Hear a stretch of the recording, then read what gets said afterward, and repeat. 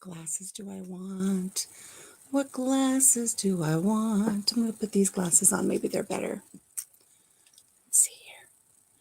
Oh, I don't know that they are. Okay, it is Monday night, January 2nd. Don't I look a lovely mess?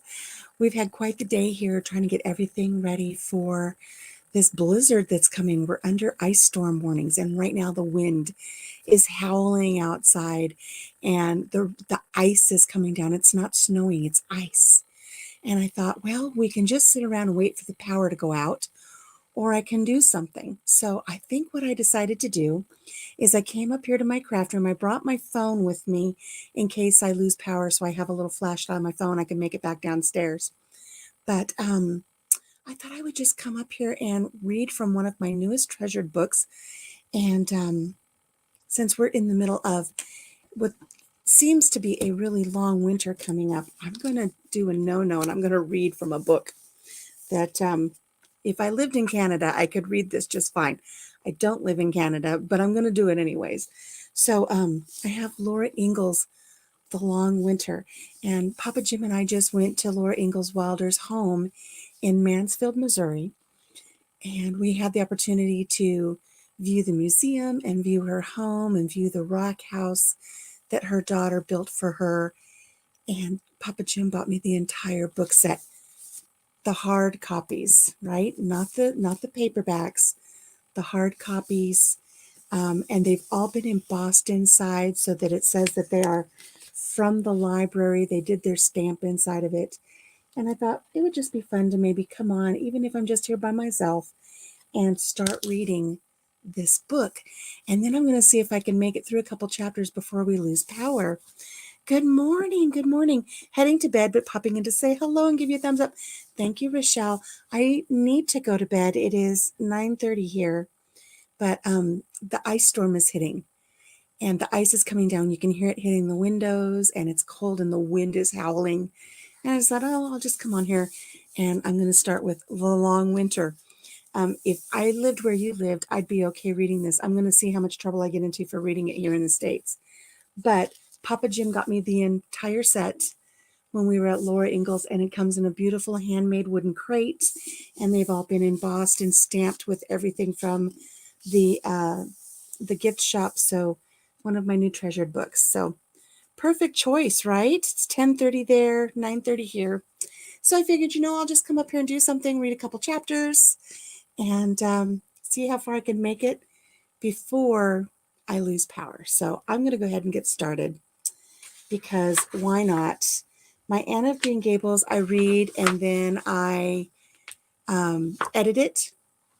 But I thought this one, maybe I would just, go for broke and read it.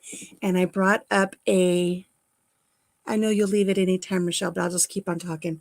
I brought up my Laura Ingalls Wilder, my little mug. So we got mugged while we were there too. And I have hot apple cider.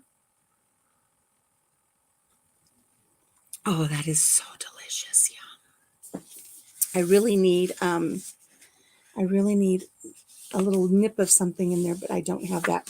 So while I'm reading this, I'm going to take my jacket cover off because I don't want to rip it. Oh, this is very, very nice. It's even nice without the jacket on it. Okay, The Long Winter by Laura Ingalls Wilder. And I'm just going to read a few chapters while I'm up here by myself until I see if I lose power in this lovely storm that we have.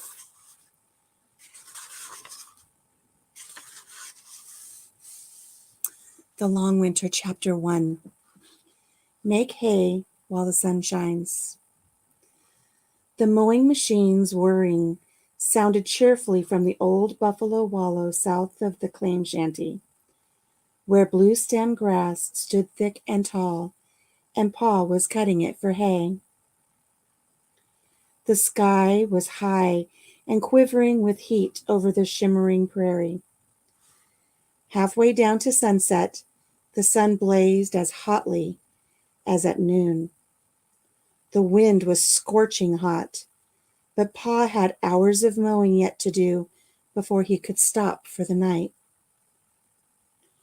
Laura drew up a pail full of water from the well at the edge of the big slough. She rinsed the brown jug till it was cool to her hand. Then she filled it with the fresh, cool water, corked it tightly, and started with it to the hayfield. Swarms of little white butterflies hovered over the path. A dragonfly with gauzy wings swiftly chased a gnat. On the stubble of cut grass, the striped gophers were scampering. All at once they ran for their lives and dived into their holes. Then Laura saw a swift shadow and looked up at the eyes and the claws of a hawk overhead. But all the little gophers were safe in their holes. Pa was glad to see Laura with the water jug. He got down from the mowing machine and drank a mouthful. "Ah, that hits the spot," he said, and tipped up the jug again. Then he corked it, and setting it on the ground, he covered it with cut grass. Good morning. Hello, Nisi. You're listening while working on Block 29. I'm reading because we're in the middle of a blizzard and ice storm, and I thought I would read Laura Ingalls' The Long Winter while we're waiting to see if we lose power or not. So I'm glad you're working on Block 29. I'm going to keep going here with our story. Welcome. Where was I? The sun almost makes a fellow want a bunch of sprouts to make a shade, he joked. He was really glad there were no trees. He had grubbed so many sprouts from his clearing in the big woods. Every summer. Here on the Dakota prairies there was not a single tree, not one sprout, not one bit of shade anywhere. A man works better when he's warmed up anyway, Pa said cheerfully, and chirruped to the horses. Sam and David plodded on, drawing the machine. The long, steel-toothed blade went steadily whirring against the tall grass and laid it down flat. Pa rode high on the open iron seat, watching it lie down, his hand on the lever. Laura sat in the grass to watch him go once around. The heat there smelled as good as an oven when bread is baking. The little brown and yellow-striped gophers were hurrying again all about her. Tiny birds fluttered and flew to cling to bending grass stems, balancing lightly. A striped garter snake came flowing and curving through the forest of grass. Sitting hunched with her chin on her knees, Laura felt suddenly as big as a mountain when the snake curved up its head and stared at the high wall of her calico skirt. Its round eyes were shining like beads, and its tongue was flickering so fast that it looked like a tiny jet of steam. The whole bright striped snake had a gentle look. Laura knew that garter snakes will not harm anyone, and they are good to have on a farm because they eat the insects that spoil crops. It stretched its neck low again, and, making a perfectly square turn in on itself because it could not climb over Laura, it went flowing around her and away in the grass. Then the mowing machine whirred louder, and the horses came nodding their heads slowly in time with their feet. David jumped when Laura spoke almost under his nose. "Whoa!" Pa said, startled. "Laura, I thought you'd gone. Why are you hiding in the grass like a prairie chicken?" "Pa," Laura said, "why can't I help you make the hay? Please let me, Pa, please."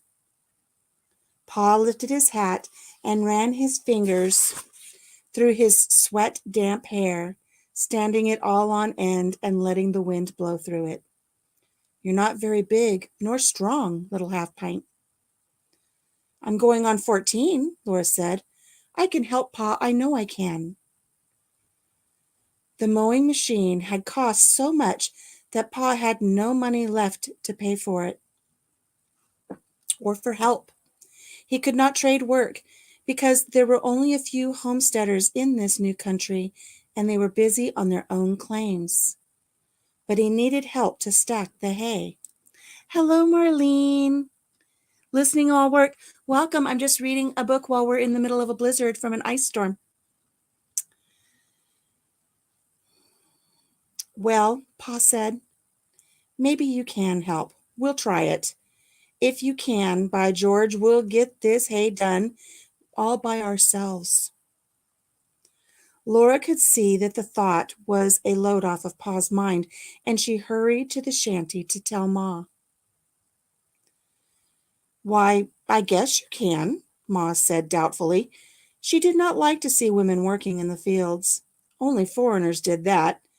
Ma and her girls were Americans, above doing men's work. But Laura's helping with the hay would solve the problem. She decided, yes, Laura, you may. Carrie eagerly offered to help. I'll carry the drinking water out to you. I'm big enough to carry the jug. Carrie was almost 10, but small for her age. And I'll do your share of the housework besides mine, Mary offered happily. She was proud that she could wash dishes and make beds as well as Laura, though she was blind. The sun was hot, and the wind cured the cut grass so quickly that Pa raked it up the next day. He raked it into big, long windrows, and then he haked the windrows into big haycocks. And early the next morning, while the dawn was still cool and the meadowlarks were singing, Laura rode to the field with Pa in the hayrack. There, Pa walked beside the wagon and drove the horses between the rows of haycocks. At every haycock, he stopped the horses and pitched the hay up into the hayrack. It came tumbling loosely over the high edge, and Laura trampled it down. Up and down and back and forth, she trampled the loose hay with all the might of her legs, while the forkfuls kept coming over and falling, and she went on trampling while the wagon jolted on to the next haycock. Then Pa pitched more hay in from the other side.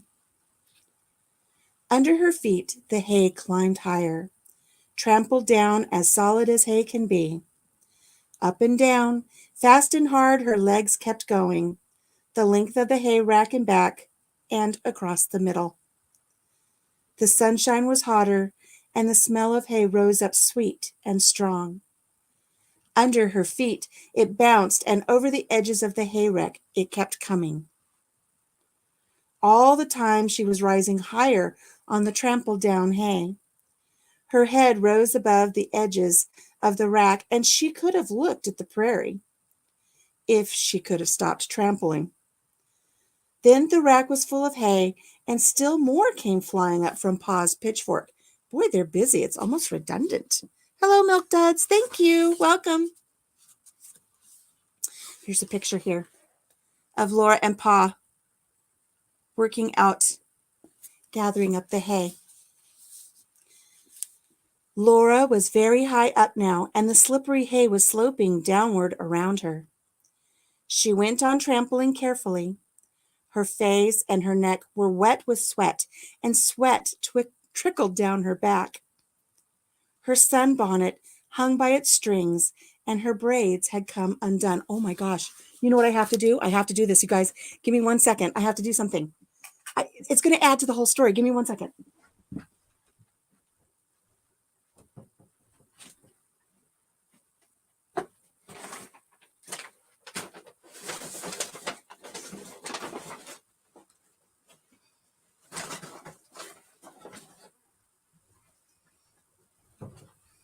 I mean, it has to be done, right? It has to be done. It has to. Okay, here we go. So I got a bonnet while I was at Laura Ingalls. Let's tie it off to the side like Ma used to do. Just really loose here. Oh my goodness, okay. It's kind of cut a little, I need to, If only I'd done my hair and makeup right, but this kind of helps. Let's get back to our story. Where did I put the book? Okay, here it is. I found it. Okay, this is better. Put on Laura's bonnet and Mary's glasses. There we go. Hello, cool gamer. Okay, here we go. And if I sit a little sideways, you can see the bonnet better. Her strings on her bonnet had come undone. Her long brown hair blew loose in the wind. Whoosh. Then Pa stepped up on the whiffletrees. He rested one foot on David's broad hip and clambered up onto the load of hay. "You've done a good job, Laura," he said. "You trampled the hay down so well that we've got a big load on the wagon." Laura rested in the prickly warm hay while Pa drove near to the stable. Then she slid down and sat in the shade of the wagon. Pa pitched down some hay, then climbed down and spread it evenly to make the big, round bottom of a stack. He climbed onto the load and pitched more hay, then climbed down and leveled it on the stack and trampled it down. "I could spread it, Pa," Laura said, "so you wouldn't have to keep climbing up and down." Pa pushed back his hat and leaned for a moment on the pitchfork. "Stacking's a job for two, that's a fact," he said. "This way takes too much time.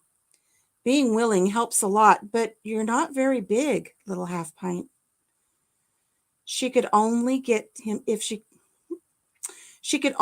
say, "Well, we'll see." But then they came back with the next load. He gave her a pitchfork and he let her try.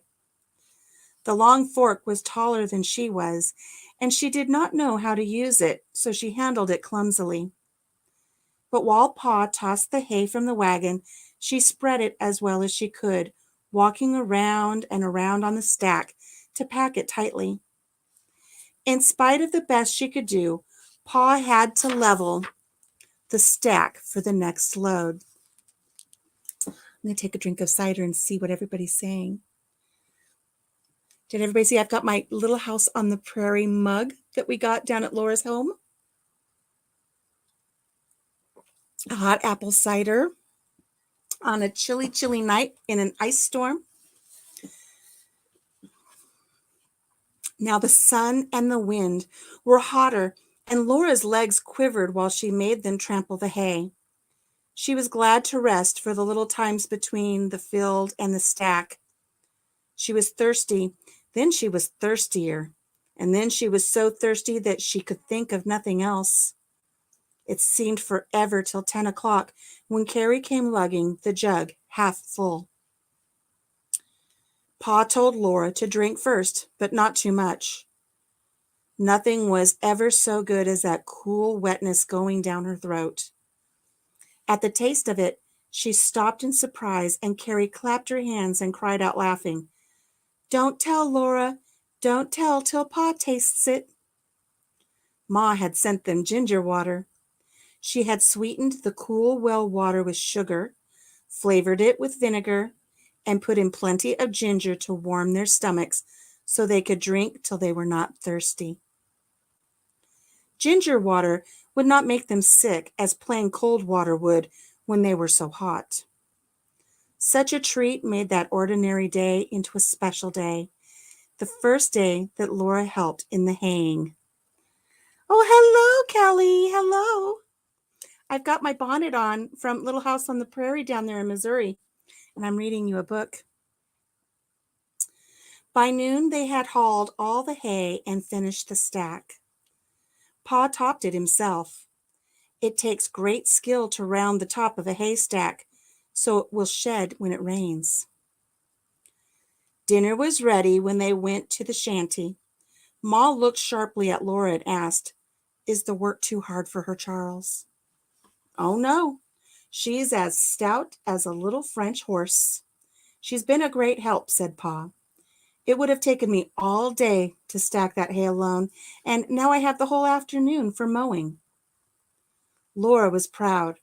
Her arms ached, and her back ached, and her legs ached, and that night in bed she ached all over so badly that tears swelled out of her eyes. But she did not tell anyone. As soon as Pa had cut and raked enough hay for another stack, he and Laura made it. Laura's arms and legs got used to the work and did not ache so badly. She liked to see the stacks that she helped to make.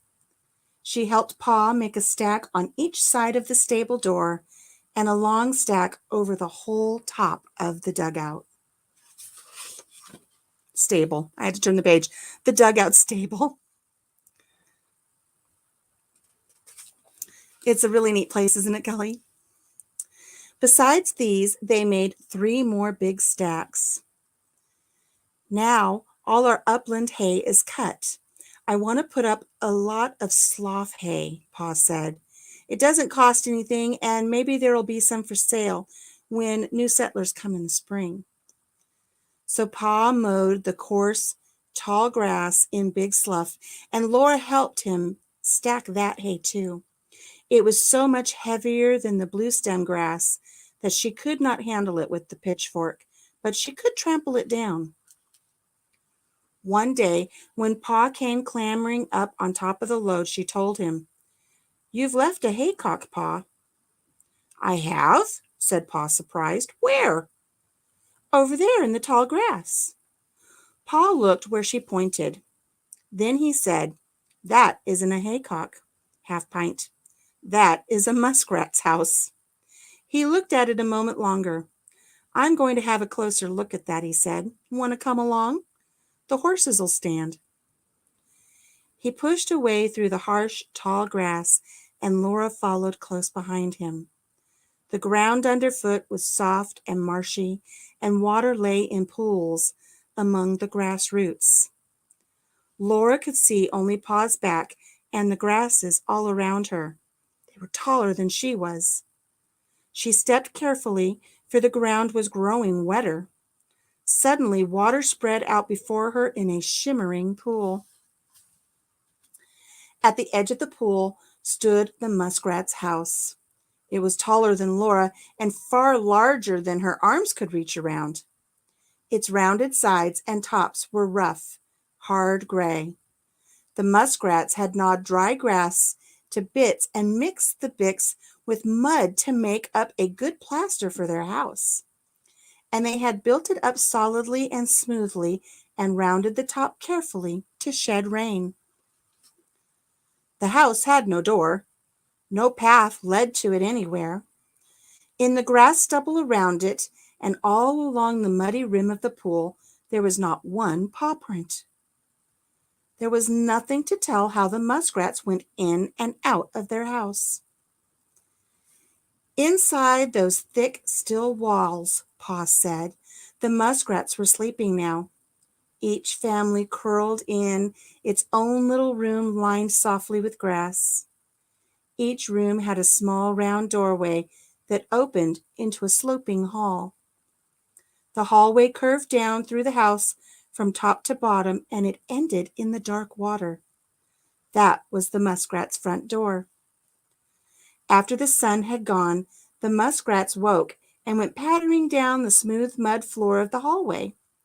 They plunged into the black water and came up through the pool to the wide, wild night under the sky.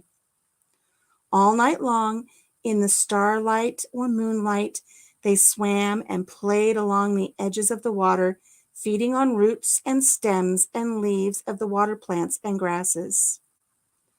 When dawn was coming ghostly gray, they swam home.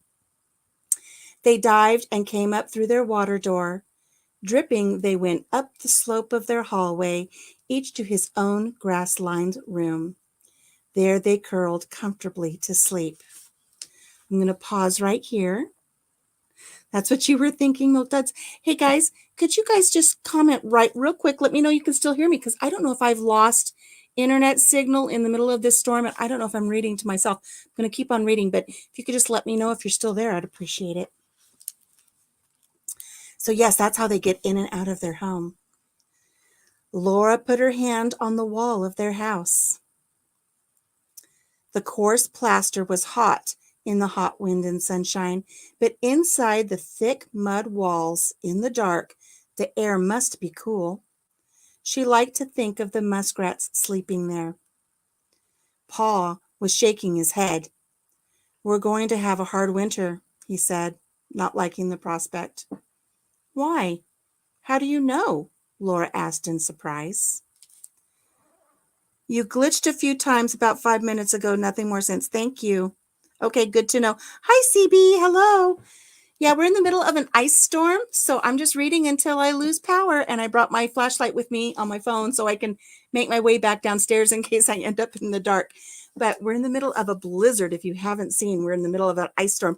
They're saying we might have 1.5 inches of ice, not snow, ice. So it'll be interesting to see what that does here on the farm. Okay. Here we go. Laura wants to know how Pa knows that they're in for a hard winter. "The colder the winter will be, the thicker the muskrats build the walls of their houses," Pa told her. "I never saw a heavier built muskrat house than that one." Laura looked at it again. It was very solid and big, but the sun was blazing, burning on her shoulders through the faded thin calico, and the hot wind was blowing, and stronger than the damp mud smell of the slough was the ripening smell of grasses parching in the heat. Laura could hardly think of ice and snow and cruel cold. "Pa, how can the muskrats know?" she asked. "I don't know how they know," Pa said, "but they do. God tells them, somehow, I suppose." "Then why doesn't God tell us?" Laura wanted to know.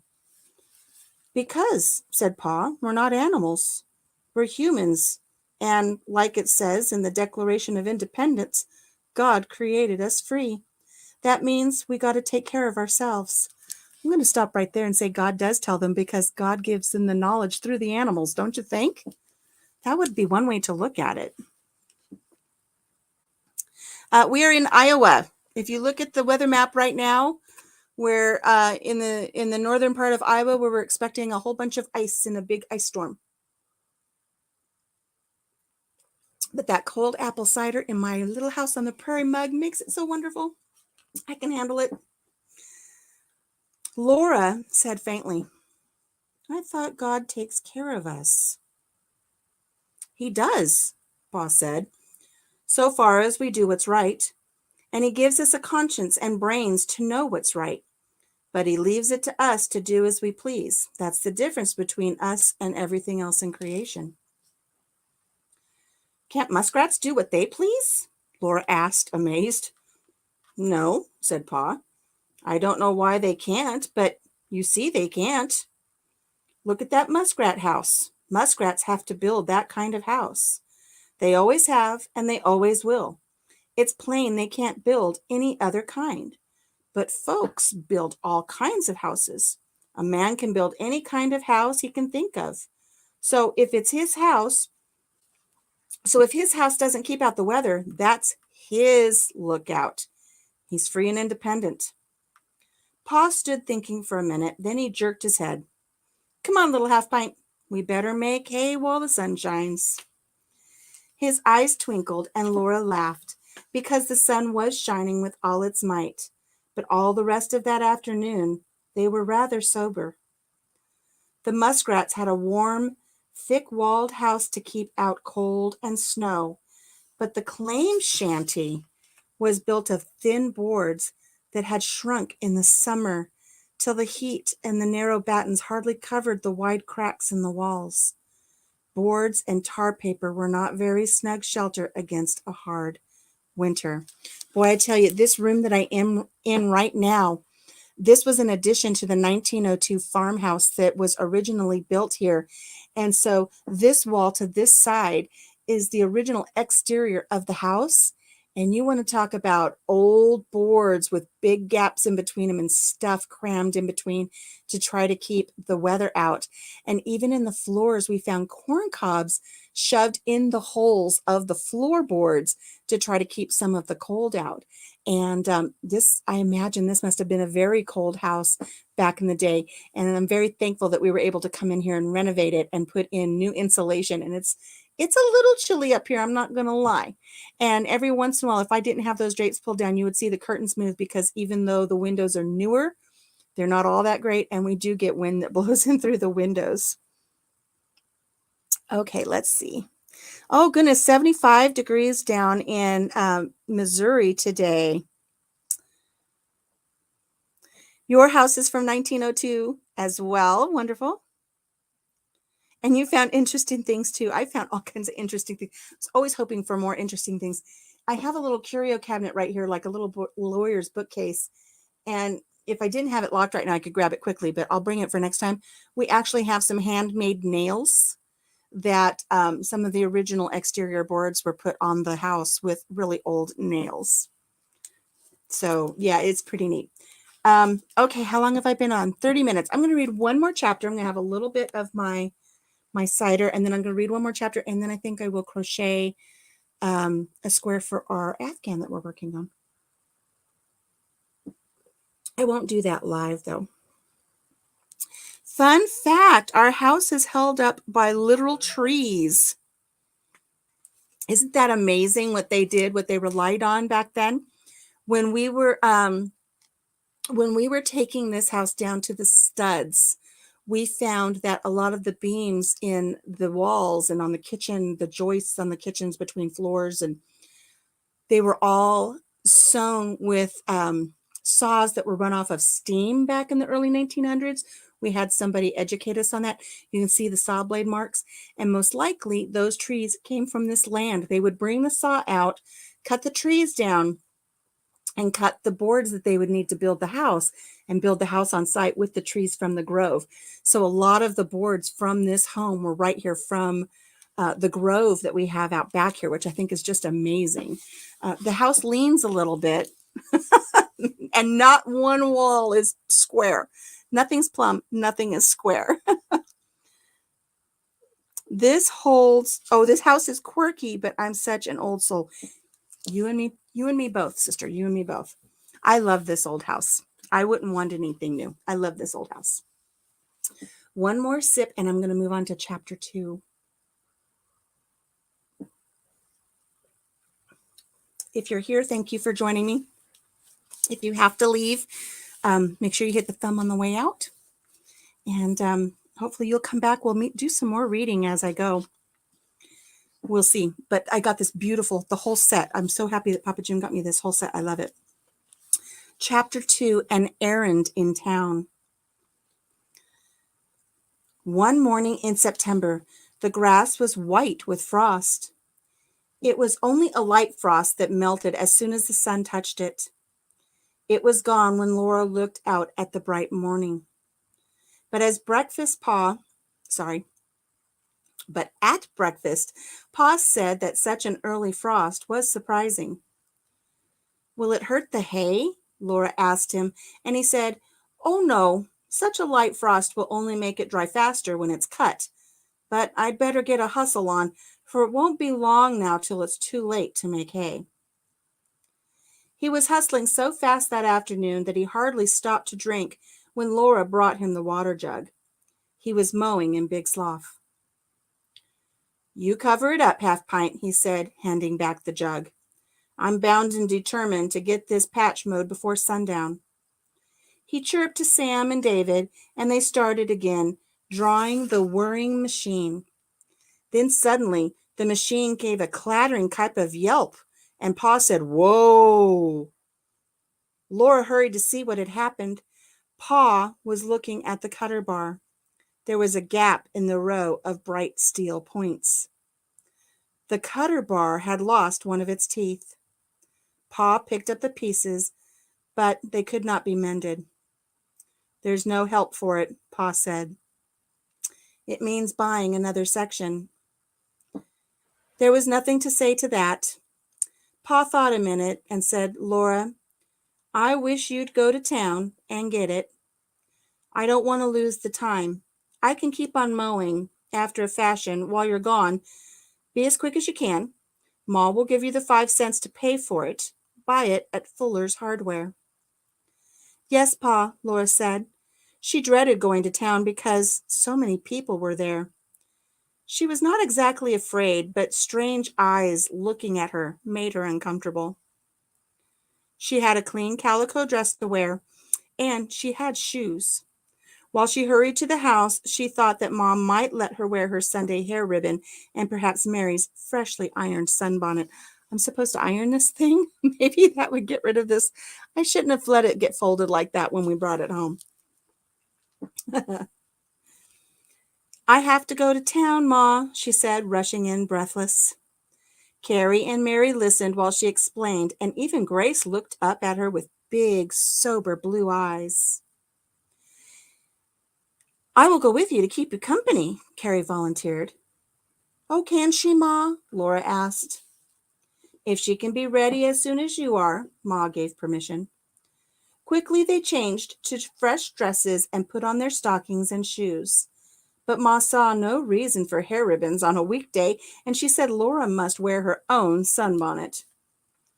It would be fresher, Ma said, if you took care to keep it so. Laura's bonnet was limp from hanging down her back, and the strings were limp too, but that was Laura's own fault.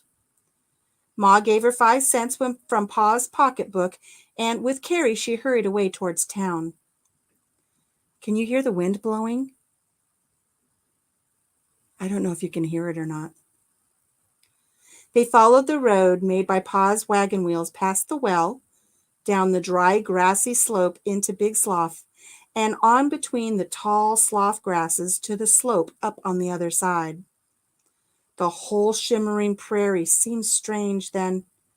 Even the wind blowing the grasses had a wilder sound. Laura liked that, and she wished that they did not have to go into town where the false fronts of the buildings stood up square-topped to pretend that the stores behind them were bigger than they were. Neither Laura nor Carrie said a word after they came to Main Street.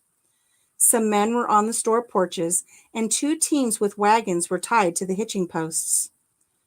Lonely, on the other side of Main Street, stood Pa's store building. It was rented, and 2 men sat inside talking. Let me check the things here. Hello, Major. Hello. 9:06 in Arizona, 4:05 in the UK. No sleeping, another 10 hours on your shift. Oh my goodness. Yeah, night shifts can be brutal. Okay, where was I? Laura and Carrie went into the hardware store. 2 men were sitting on nail kegs and one on a plow. They stopped talking and looked at Laura and Carrie. The wall behind the counter glittered with tin pans and pails and lamps. Laura said, Pa wants a mowing machine section, please. The man on the plow said, He's broke one, has he? And Laura said, Yes, sir. She watched him wrap in paper the sharp and shining 3-cornered tooth. He must be Mr. Fuller. She gave him the 5 cents, and taking the package in her hand, she said, Thank you, and walked out with Carrie. That was over, but they did not speak until they had walked out of town. Then Carrie said, You did that beautifully, Laura. Oh, it was just buying something, Laura replied. I know, but I feel funny when people look at me. I feel not scared exactly, Carrie said. There's nothing to be scared of, Laura said. We mustn't ever be scared. Suddenly she told Carrie, I feel the same way. Do you really? I didn't know that. You don't act like it. I always feel so safe when you're there, Carrie said. You are safe when I'm there, Laura answered. I'd take care of you. Anyways, I'd try my best. I know you would, Carrie said. You know what? Reading this gives just such a different perspective on their relationship as sisters. If you think about how they are in the actual show, Little House on the Prairie, it's not like this. This is very touching. This is very sweet, how they are as sisters. Can you hear the wind? Wow. It was nice walking together. To take care of their shoes, they did not walk in the dusty wheel tracks. They walked on the harder strip in the middle, where only horses' hooves had discouraged the grass. They were not walking hand in hand, but they felt as if they were. Oh my gosh, what a beautiful quote that is. Ever since Laura could remember, Carrie had been her little sister. First, she had been a tiny baby. Then she had been baby Carrie. Then she had been a clutcher and a tagger, always asking why. Now she was 10 years old enough to be really a sister. And they were out together, away from even Pa and Ma. Their errand was done and off their minds, and the sun was shining, the wind was blowing, the prairie spread far all around them. They felt free and independent and comfortable together. It's a long way around to where Pa is, Carrie said. Why don't we go this way? She pointed towards a part of the slough where they could see Pa and the horses. Laura answered, That way's through the slough. It isn't wet now, is it? Carrie asked.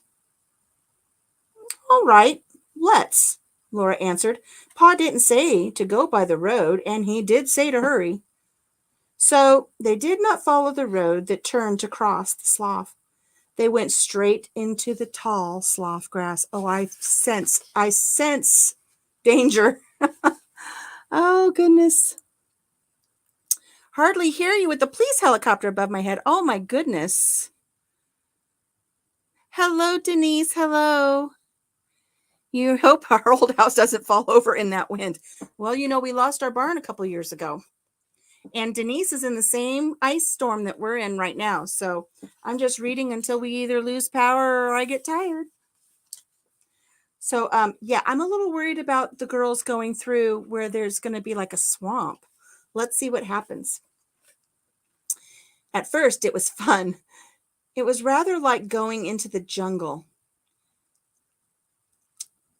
Let me start that sentence over again. It was rather like going into the jungle picture in Pa's big green book. I think I have a picture of that book. I think I got a picture of that book when we were at the museum. Laura pushed ahead between the thick clumps of grass stems that gave way rustling and closed again behind Carrie. The millions of coarse grass stems and their slender long leaves were greeny gold and golden green in their own shade. The earth was crackled with dryness underfoot, but a faint smell of damp lay under the hot smell of the grass. Just above Laura's head, the grass tops swished in the wind, but down at their roots was a stillness, broken only where Laura and Carrie went wading through it. Where's Pa? Carrie asked suddenly. Laura looked around at her. Carrie's peaked little face was pale in the shade of the grass. Her eyes were almost frightened. Well, we can't see him from here, Laura said. They could only see the leaves of the thick grass waving and the hot sky overhead. He's right ahead of us. We'll come to him in a minute. She said it confidently, but how could she know where Pa was? She could not even be sure where she was going, where she was taking Carrie. The smothering heat made sweat trickle down her throat and her backbone, but she felt cold inside. She remembered the children near Brookings, lost in the prairie grass. The slough was worse than the prairie. Ma had always been afraid that Grace would be lost in this slough. She listened for the whir of the mowing machine, but the sound of the grasses filled her ears. There was nothing in the flickering shadows of their thin leaves blowing and tossing higher than her eyes to tell her where she was. The grasses bending and swaying did not even tell the direction of the wind. Those clumps of grass would hold up no weight at all. There was nothing anywhere that she could climb to look out above them, to see beyond them, to know where she was. Come along, Carrie, she said cheerfully. She must not frighten Carrie. Carrie followed trustfully, but Laura did not know where she was going. She could not even be sure that she was walking straight. Always a clump of grass was in her way. She must go to the left or to the right. Even if she went to the right one of the clumps of grass and to the left of the next clump of grass, that did not mean that she was not going in a circle. Lost people go in circles, and many of them never find their way home. Oh my gosh, that's happened to me. I've been lost and gone in circles before, with my little sister even. The sloth went on for a mile or more of bending, swaying grasses, too tall to see beyond, too yielding to climb. It was wide. Unless Laura walked straight ahead, they might not ever get out of it. We've gone so far, Laura, Carrie panted. Why don't we come to Pa? He ought to be right around here somewhere, Laura answered. She could not follow their own trail back to the safe road. Their shoes left almost no tracks on the heat-baked mud, and the grasses, the endless swaying grasses with their low leaves hanging dried and broken, were all alike. Carrie's mouth opened a little. Her big eyes looked up at Laura, and they said, I know, we're lost. Her mouth shut without a word. If they were lost, they were lost. There was nothing to say about it. We'd better go on, Laura said. I guess so. As long as we can, Carrie agreed. They went on. They must surely have passed the place where Pa was mowing, but Laura could not be sure of anything. Perhaps if they thought they turned back, they would really be going farther away. They could only go on. Now and then they stopped and wiped their sweating faces. They were terribly thirsty, but there was no water. They were very tired from pushing through the grasses. Not one single push seemed hard, but going on was harder than trampling hay. Carrie's thin little face was gray-white. She was so tired. Then Laura thought that the grasses ahead were thinner. The shade seemed lighter there, and the tops of the grasses against the sky seemed fewer. And suddenly she saw sunshine, yellow beyond the dark grass stems. Perhaps there was a pond there. Oh, perhaps there was Pa's stubble field and that mowing machine and Pa. She saw the hay stubble in the sunshine, and she saw haycocks dotting it. But she heard a strange voice. It was a man's voice, loud and hearty. It said, Get a move on, Manzo. Let's get this load in. It's coming night after a while. Another voice drawled lazily. Roy. Close together, Laura and Carrie looked out from the edge of the standing grass. The hayfield was not Pa's hayfield. A strange wagon stood there, and on its rack was an enormous load of hay. On the high top of that load, up against the blinding sky, a boy was lying. He lay on his stomach, his chin on his hands, and his feet in the air. The strange man lifted up a huge forkful of hay and pitched it onto the boy. It buried him, and he scrambled up out of it, laughing and shaking hay off of his head and his shoulders. He had black hair and blue eyes, and his face and arms were sunburned brown. He stood up on the high load of hay against the sky and saw Laura. He said, Hello there. They both stood watching Laura and Carrie come out of the tall standing grass, like rabbits, Laura thought. She wanted to turn and run back into hiding. I thought Pa was here, she said, while Carrie stood small and still behind her. The man said, We haven't seen anybody around here. Who's your Pa? The boy told him, Mr. Ingalls, isn't he? He asked Laura. He was still looking at her. Yes, she said, and she looked at the horses hitched to the wagon. She had seen those beautiful brown horses before, their haunches gleaming in the sun and the black manes glossy on their glossy necks. They were the Wilder's boys' horses. The man and the boy must be the Wilder brothers. And here's a picture. Here's a picture of Laura and Carrie coming out of the grasses. And there's Almanzo at the very top of the hay. And there's his brother. You see what you guys are talking about. When is your storm due to pass? We just started it now. We had pretty awesome thunderstorms today, and that just ended a bit ago. Hey, Tiny Tim. You know what I just realized? Didn't monetize this. Gosh darn it. I forgot all about it. Didn't get it done. But that's okay. I'll read to you anyways. Let's see. I can see him from here. He's just over there, the boy said. Laura looked up and saw him pointing. His blue eyes twinkled down at her as if he had known her a long time. Thank you, Laura said primly, and she and Carrie walked away along the road that the Morgan team and the wagon had broken through the slough grass. Whoa, Pa said when he saw them. Whew, he said, taking off his hat and wiping the sweat from his forehead. Laura gave him the mowing machine section, and she and Carrie watched while he opened the toolbox, took the cutter bar from the machine, and knocked out the broken section. He set the new one in its place and hammered down the rivets to hold it. There, he said. Tell your ma I'll be late for supper. I'm going to finish cutting this piece. The mowing machine was humming steadily when Laura and Carrie went on towards the shanty. Were you much scared, Laura? Carrie asked. Well, some, but all's well that ends well, Laura said. It was my fault. I wanted to go that way, said Carrie. It was my fault because I'm older, said Laura. But we've learned a lesson. I guess we'll stay on the road after this. Are you going to tell Ma and Pa? Carrie timidly asked. We have to, if they ask us, said Laura. And that's the end of chapter 2.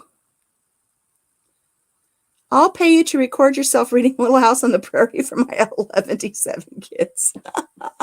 Oh, that's funny. You know what I'm wondering? I don't think I've got... Let me check something real quick here, guys. Well, you know, Callie, one thing I am doing is I'm reading Anne of Green Gables. So I believe I just finished chapter 12. So if you look back in my videos, I have read Anne of Green Gables, and I'm enjoying that very much. Sign in? What are you making me sign in for here? Give me a second here. I thought it would come right up. That's not going to work if it's all in uppercase, is it?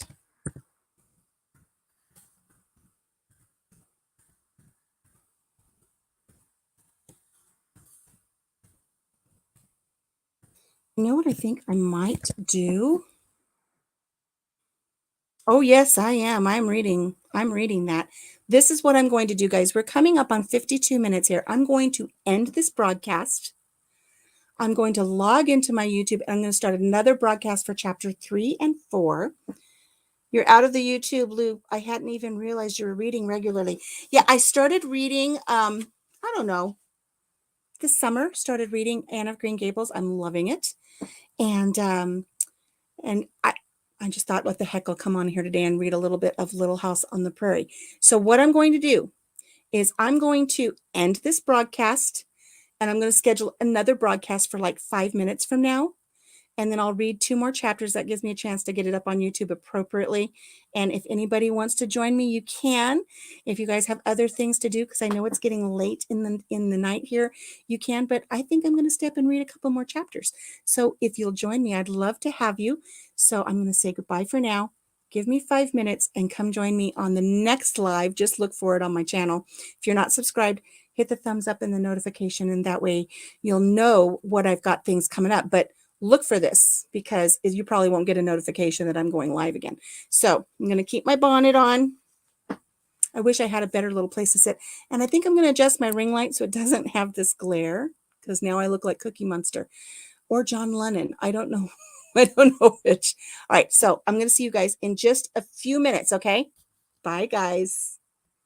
Toodles.